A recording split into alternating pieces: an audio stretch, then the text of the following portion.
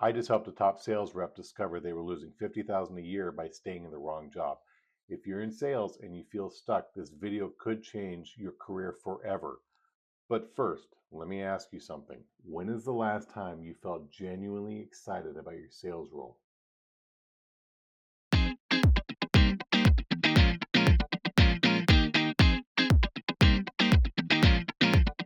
Hey, sales folks, I'm Eric, and I've helped hundreds of salespeople land dream jobs that increase their income by an average of 40%. Today, I'm sharing the exact signs that it's time to leave your sales job and the secret strategy to do that without burning bridges or risking your current income. Here's what nobody tells you about the toxic sales environments. They don't just hurt your numbers, they rewire your brain to accept mediocrity. I recently worked with Whitney, an advertising sales rep who was crushing her quotas but felt miserable every Monday morning.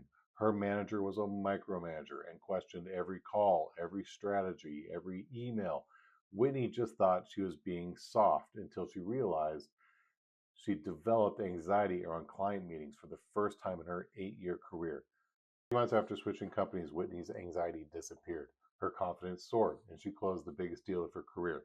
The toxic work environment wasn't just affecting her happiness, it was literally rewiring her sales instincts. If you're experiencing any of these red flags, your environment is costing you money. Your manager questions your every move instead of coaching you. Team meetings feel like interrogations, not strategy sessions. You dread Sunday nights because Monday is coming.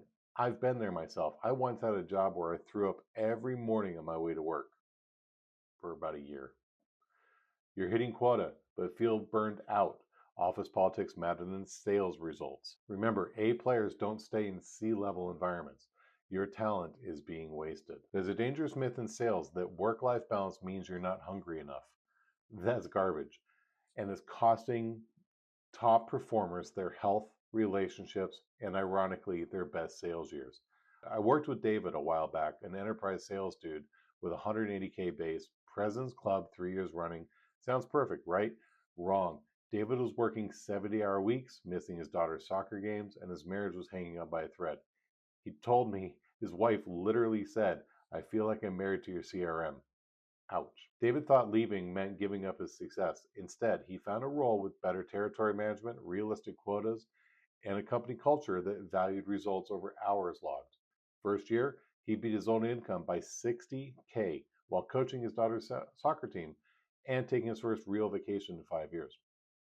Sustainable high performance requires recovery. If you're experiencing quotas that require 60 hours plus work weeks, to hit commutes that are over an hour each way, pressure to be always on with clients, no time for professional development, guilt for taking actual lunch breaks, you're not in a high performance culture. You're in a burnout factory. The best sales organizations know that rested, happy sales reps close more deals. Here's the strategy that 90% of salespeople get wrong. They wait until they're desperate to start looking. The best opportunities go to people who aren't desperate. They go to people who are strategically exploring. I call this stealth search strategy, and it's how Jennifer went from 85K to 140K in 18 months while still employed.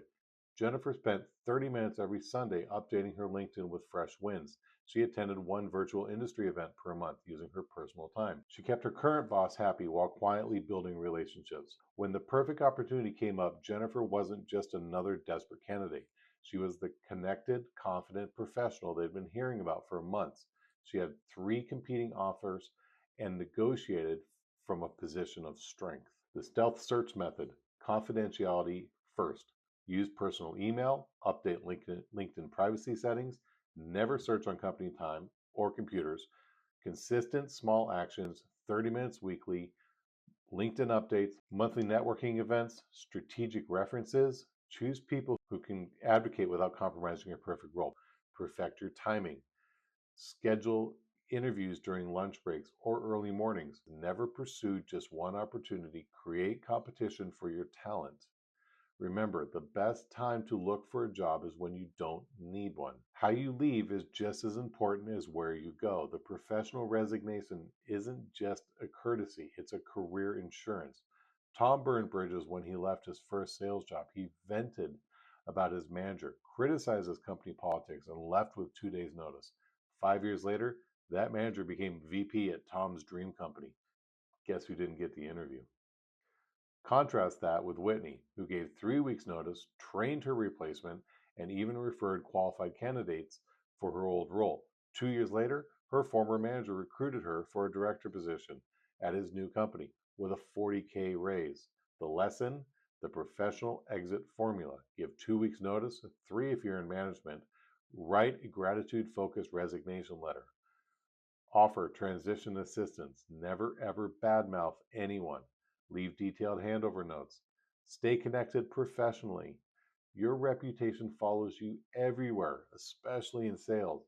Protect it. If you recognize yourself in any of these stories, it's time to take action, but don't do it alone. I've created a free resource called the Sales Professionals Job Search Toolkit.